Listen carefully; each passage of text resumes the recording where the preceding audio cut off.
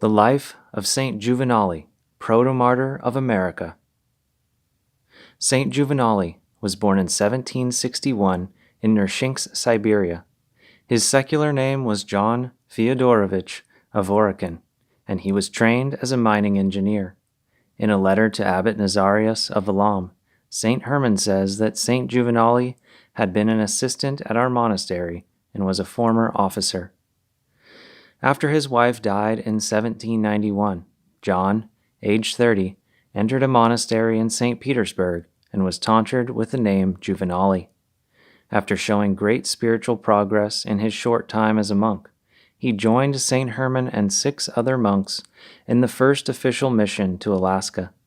Departing on December 21, 1793 from St. Petersburg, they traveled 7,300 miles over 293 days before arriving in Kodiak, Alaska on September 24, 1794.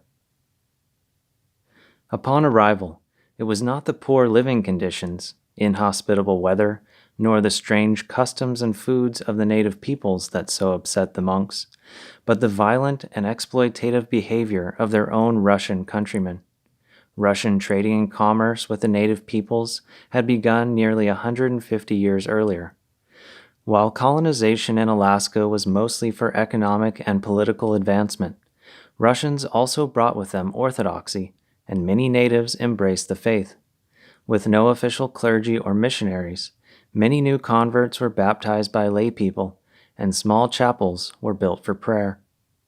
Just 2 months after landing in Kodiak, the Holy Resurrection Church was built in the same city, the first official Orthodox church in the Americas. In late 1794, the hieromonks Juvenaly and Macarius spent 2 months in the area around Kodiak, teaching the inhabitants about Christ and baptizing them. They traveled in small boats of hide in all sorts of weather, dividing up the territory among themselves. St. Herman tells of a conversation he heard one day as he walked with the hieromonks to a small hill on the south side of the harbor. They sat down facing the sea and spoke of various things. Soon they began to discuss where each of them should go to preach. Aflame with zeal and eager to set out on their journey, a friendly argument ensued between Father Macarius and Father Juvenaly. Father Macarius said he intended to go north to the Aleutian Islands and then make his way to the Alaskan mainland, where the inhabitants had invited him to visit. The monks had a map of Captain Cook's which indicated that some Russians were living near a certain river in that particular area, and Father Macarius hoped to find them. Father Juvenaly interrupted, saying that he believed that the Alaskan mainland was his territory. "I beg you to yield to me and not offend me in this," he told Father Macarius, "since the ship is leaving for Yucatan. I shall begin preaching in the south, proceeding north along the ocean, cross the Kenai Peninsula, then from the port there I shall cross to Alaska." Father Macarius became sorrowful and said, "No, Father, do not restrict me in this way. You know the Aleutian chain of islands is joined to Alaska, therefore it belongs to me, and also the whole northern shore. As for you, the southern part of America is sufficient for your whole lifetime, if you please." As he listened to their apostolic fervor, St. Herman says he went from joy to rapture. In 1795, Father Juvenaly baptized over 7 Chukchi at Nushek. Then he crossed Kenai Bay and baptized the local people there. Within 2 years, the zeal of Father Juvenaly and his fellow monks had brought more than 12,000 Alaskans to the Orthodox Christian faith. They did this not by degrading their former shaman-based faith, but by showing them that Christianity was the fulfillment of that faith. In 1796, according to native Yupik oral tradition, well documented by Father Michael Olexa, Saint Juvenaly was continuing his apostolic ministry when he arrived at the mouth of the Kuskokwim River, near the village of Quinahawk, in an Inyasuar, a little boat. He and his companion approached a hunting party led by a local Angakuk, a shaman, who tried to dissuade the stranger from coming any closer to the shore. It's possible that the shaman saw St. Juvenaly's pectoral cross and metal chain, and feared a spiritual battle would ensue. For the Yupik, wearing such a metal chain was an indication that the stranger had spiritual powers possibly superior to the local shaman. The only way to defend oneself from such alien magic would have been to kill the magician.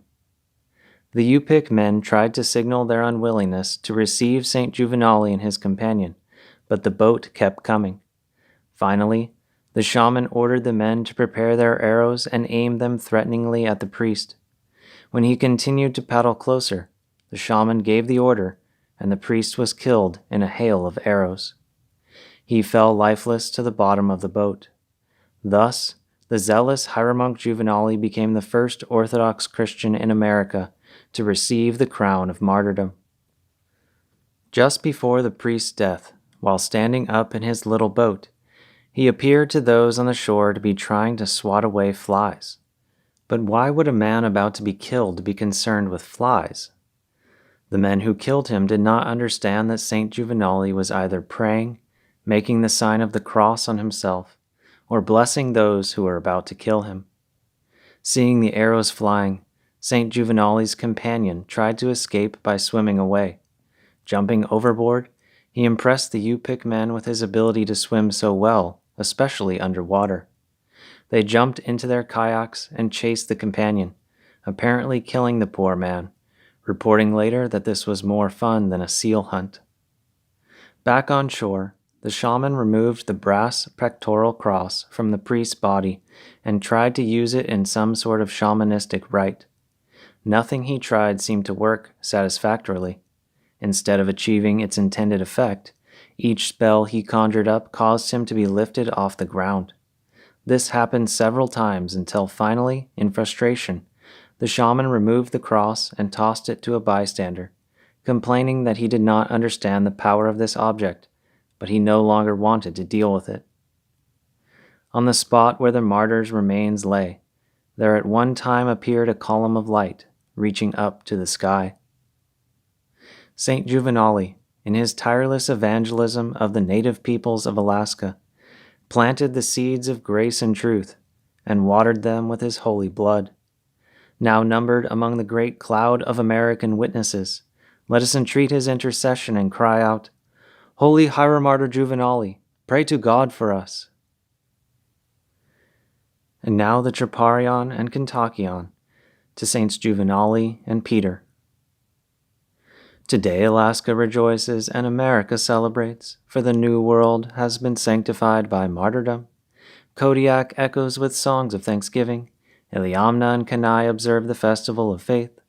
The apostle and martyr Juvenaly is glorified, and Peter the Aleut is exalted by his voluntary sacrifice.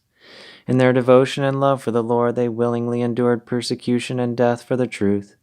Now in the kingdom of heaven they intercede for our souls. Glory to the Father, and to the Son, and to the Holy Spirit, now and ever, and unto the ages of ages. Amen. Today Valam joins Alaska in celebrating this joyous feast, as her spiritual son Juvenaly embraces the new martyr Peter with love. Together they suffered for the Lord in America, and united the old world with the new by their voluntary sacrifice.